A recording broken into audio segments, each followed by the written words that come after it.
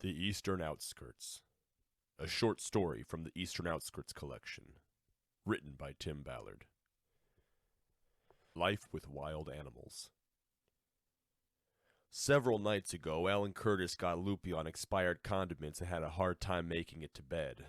As he later explained, I took a deep breath, some weak attempt at assuring myself that everything would work out. With ass cheeks smearing and catching along my sheets, I defecated, a tad. Shifting focus to his accidental excretion, he flopped backwards toward his mattress, not realizing how close he was to the wall, smashing his head into and through it, scaring the hell out of me in the neighboring room. Luckily, Ron Dallas was on a rampage and let the little guy have it. As he approached Alan's bedroom, his footsteps sounded pissed off. I'm not sure if he barged in or went through the door itself, but his entrance was violent. Oh, congratulations, Alan Curtis. You couldn't handle the responsibility of lying down. Alan tried to fire back, but was immediately shut down. Dear trash ass, we're going to bed now. I'm turning off the lights and walking away. Please have the decency to turn on your fans so we don't have to hear your raucous masturbation. Signed, someone who truly hates your guts. This is life. Every waking moment, existence materializes and reacts within the confines of this apartment.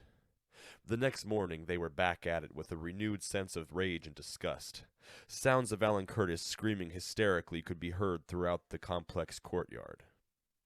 From eyewitness accounts, I learned that Ron had attacked the boy with scorpions. I feigned disbelief, though I absolutely believed it. We're attacking each other with scorpions now. I said it out loud to see if it made any more sense, but it didn't. After things cooled down and all the cops had left, we sat and watched television. Alan Curtis peppered with scorpion wounds, and Ron in some sex trance, his eyes and attention locked on the actress delivering her lines. He stated flatly that he'd like to make a film with her, and instead of looking at the television to see who Ron was talking about, Alan Curtis absently asked, "Who?" The big guy fought with himself for a moment, trying to remain cool before grabbing Alan by both sides of the head and manhandling it, forcing him to look at the television. "The girl on the screen, you fucking moron, Reese Witherspoon." Indifferently, Alan went back to his business before lobbing out a stinging, petty retort. "Would you call it legally, Blob?" I gave the boy a well-deserved high five. Ron Dallas expressed his desire to watch Alan Curtis get put to sleep by the vet. Alan responded with a scoff and a message. Get in line. In rare fashion, Ron acted like an adult, moving on past Alan and his fat-shaming. I think that we'd have really great on-screen chemistry. She's a high-energy actress, and I think I could bring the best out of her. I don't know why I think that. I just always have. Wow, Ron. I've got to say, I'm surprised. I never knew this side of you existed. Why don't we see about getting you an agent or something? First thing tomorrow, we'll head over to the library, get online, and see how to... With his attention directed forward, he cut me off like we weren't even talking. Yeah, I'd destroy it like that little puke Ryan Phillippe never could. Not even in his wildest dreams. There it is. And now I was on his ass. Do you see? That's why I don't waste my time. It's that attitude, that disgusting attitude, that sexually ravaged, again cut off, but this time by Alan Curtis. Yeah, he needs an attitude adjustment. We got it. Shit or get off the pot, slowpoke. Stunned by his matter-of-fact shutdown on my rant, I almost groveled. Hey, whose side are you on here? I'm on the Lord's side. Does that answer your question? The side the Lord is on. I had reached my limit. Ron, do you want to take a shot with this? I'm out of ideas. He only shrugged and shook his head. There is no cure for an Alan Curtis. With that, the argument just sort of died and we decided to grab some chow. We got to the restaurant just as Alan Curtis was reaching the point of some rambling, incoherent apology. Honesty hour. I did eat the majority of that sausage you left outside for those dogs, Ron Dallas. Ron threw his hands in the air, with his shattered, stumpy digits wiggling towards the heavens, a man vindicated. Finally, the truth. Alan grasped at non-existent strands of his dignity. Jesus Christ, what animal deserves to eat that much human food, Ron Dallas? Tell me, please. With Alan's confession, the fat bastard was peacocking as if he had just hit it big at the Indian casino. All was right with the world for Ron. All injustices forgiven. He showered his pygmy foe with a warm, all-embracing smile and set his mind at ease. One moment, Alan. It's okay. I forgive you. I just have to ask this gash a quick question. Understandably, the waitress did not receive this gash business kindly. Waitress, this entire restaurant smells like a pussy. What's that about? Waitress. Leave. That was stern. New plan. Fast food. Smother Rondellis. Limit his opportunities to interact.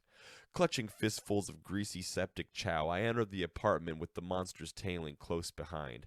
They barged through, burping and farting and cussing, shoving their way past like real stupid idiots. Geez, take it easy, you stupid idiots. See? Why do I even bother? These types of people don't change. They morph, but they don't change. Alan informed me to fuck off, shouting it in my face like a genuine tough guy, no less. He continued, revealing that he would take it easy when he was dead, but at the current time, he was required to dominate this fucking pie, yo. He opened a box revealing this big scrumptious pie. His expression could only be described as crazed, obscene even. Ron took a break from his portable tape player and tried to weasel a slice from the boy. Rondellis, "Ooh, hit me, Daddy!" Then he held out his hand and stood in this pose like a total fucking moron. To further drive his point home, he ripped his blouse down the middle, exposing his chest. "You the man!" All facts, no exaggeration necessary. As the walrus reached for his earned slice, Alan hunched over the box and growled like a dog. Where in the hell did he get a whole pie from? We were at a burger joint, for God's sake. I told him to share, or more accurately, I shouted, "Share!" in a quick, sharp yelp that startled them both, making me feel a little better overall. Ron began to plead, his words giving off desperation like his maternity pants give off strong, hot fart. "Alan, come on. I'll give you some of my burgers for a bit of that pie." It was clear Alan was going to big dick the situation until his inevitable demise. "Pfft, those burgers stink like your mom's dick."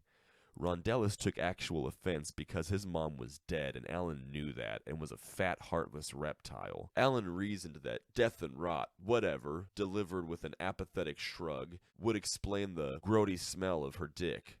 Rondellis fought back tears. It was hilarious. "That's cool. She's been gone too long for it to hurt anymore." Alan and I shared a great belly laugh while Ron hid his wet cheeks and snotty upper lip, the blubbering fool. The time for laughter had passed, however, and Alan remembered plans that he and Ron were currently neglecting. I asked where they were going and how they planned to get there, but Alan said he didn't have time to answer questions that could potentially poke holes in his alibi down the line. I understood. "You two idiots have fun. I'll be here watching my stories." I was called a buttfucker, leading to an exchange of high fives. Their beef had been squashed, clearly. Part of me was glad that they were done bickering, but a larger part of me didn't care either way. Upon leaving, Rondellis took something from the apartment, and after the door closed, I heard those animals outside speaking loudly and with extreme sarcasm. Rondellis, "Hey, whose lamp is this?" Alan Curtis, "I don't know. Yours now, I guess." Glass shattered and the two cackled as footsteps thumped and rattled down the stairs. A week or so later, they returned happy and laughing like a rejuvenated couple after sex camp before the shock wears off. Alan was wearing a shirt that asked, "Have you seen Minnesota lately?" And he greeted me with an unsettling warmth and exuberance. "Oh man, Brutus, you missed quite a day. What can I say?" I'm sure I looked confused and stupid when I responded. "Day? You freaks were gone for over a week." Alan couldn't believe what he was hearing, and like any good predator, Rondellis took this moment of distraction as an opportunity to approach from the rear and lay down a motherly back rub that the recipient wants no part of. "Hey, time flies when you're teaching a moron to shoot smack out in the Esco Zoo," the fat maniac moaned, hissed, and cackled through a nasty cough and runny nose. In case I was out of the loop, Alan filled me in. "Brutus, I'm the moron, FYI, and I still don't get smack if I'm being completely honest." I told him I had no doubt in my mind. "I just cooked mine up on the spoon and drank it. It burned my tongue and I couldn't see anything for a while. I went to sleep for a long time." I couldn't deal and had to cut him off. Directing my attention to the fat shit responsible for most of this, I fought back my anger and tried to reason with him and with everyone. So him and Alan Curtis. "Ron, why are you trying to get Alan Curtis hooked on smack? Does looking after him sober not present enough of a challenge for you?" Looking at the runt of the litter, I was issued a sheepish smile. chipped and crooked teeth in return. And Alan, why are you wearing a shirt promoting tourism in Minnesota if you two were out in Escondido? Alan Curtis caressed the back of Rondellis' arm and quietly hushed the massive mess, calmly stating, I'll answer both questions with one of my own, Brutus. Why the fuck not? I attempted an answer, but was immediately cut off. Why the fuck not, Brutus? Rondellis reached out in an attempt to soothe my wounds. Regarding this sudden mean streak, I feel for you, Brutus, I do. I need to stop getting my gear from that Christian thrift store because I'm getting pretty sick and goddamn tired of this little toad flaming me over my take it to the streets the gospel shirt. I feel like a fucking twerp. You too, huh? Watch this. Rondellis put out his bait and waited for the idiot to pounce. Hey, Alan, why don't you put your money where your mouth is, hotshot?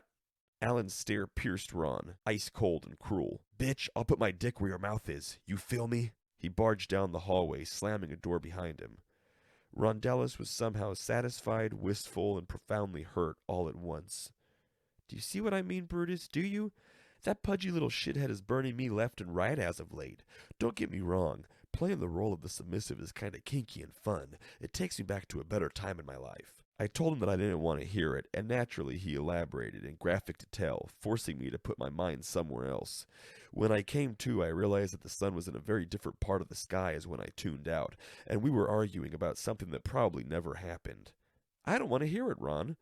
Had I just been saying that the entire time? Rondellis had no intentions of dropping the subject and shouted at the back of my head in a whining, incredulous tone. He took a bocce ball to the face, Brutus. He dropped him like a sack of potatoes. He's lucky to be alive. How is this not news? Alan Curtis entered the room holding an empty package of Nutter Butters and thankfully, mercifully ended whatever that was. He stood, with his bottom lip quivering, in a blushing mask of thinly concealed rage, trying to find a voice to convey his disappointment. So my Nutter Butters just got up and walked out of here, right? Rondellis looked like a guilty pug, and desperate animals do desperate things. Do not start with me. This is not my fault entirely. I mean, I was just picking up on the general vibes you were throwing out there. I stepped in. Nope, don't give me that. This was now a handicap match, and still he advanced with aggression. I mean it, Brutus. I was just gathering intel from the universe, and you were there. At that point, Alan Curtis had heard enough. Nope, Rondellis wasn't finished just yet. You were there just serving it up like hotcakes. In typical Curtis fashion, he waded into waters far too deep, far too fast, supplanting any sort of rational discourse with his roommate with emotionally driven, childlike rage. He asked me to fetch his pistola, in those words. Brutus, fetch my pistola. I was a little flabbergasted by his request, and so was Ron, and when he asked the boy if he was serious, he received a flat, I'm serious about smoking the fat menace before me right now. Realizing the severity of the situation, Ron wisely conceded. Jesus, Alan Curtis, I'm sorry, you can have my room. There, are we cool? There was a moment of personal deliberation. Alan announced to no one in particular that the pecking order was confirmed, and that the subject, Rondellis I'd imagine, had been effectively downgraded to zero-threat pussy lips asshole status. The boy locked his cold, dead eyes on his fatter adversary and declared, I fear not the possibility of having to relinquish my throne to the likes of this jabroni. Rondellis nodded in humbled agreement. I accept these terms, just please. Alan Curtis scoffed, like Ron had a choice. He muttered to himself just loud enough to be heard. Naturally, there was a brief pause and unhappy eye contact. Ron continued, just please, don't hurt my animals. I need them. For sex stuff. Alan Curtis waved his grubby little mitt dismissive above it. Pff, they'll be spared. I have one thing on my mind tonight. VHS recordings of Shasta McNasty. Rondellis pursed his lips and began to tear up under a furrowed, quaking brow. Gazing off, wide-eyed into some terrible abyss, Alan left us behind, and it was clear that horrible things were coming to be in his mind. Alan Curtis. I might smash them all to bits. In an act of obvious desperation, Ron attempted to reason with the boy, which he should have known was a mistake. They're nearing vintage status. There are financial gains to be had here, booby, please. Alan had lived this moment in his dreams 1,000 times at least. cementing his decision before the opportunity had even presented itself. I'm definitely smashing them to bits.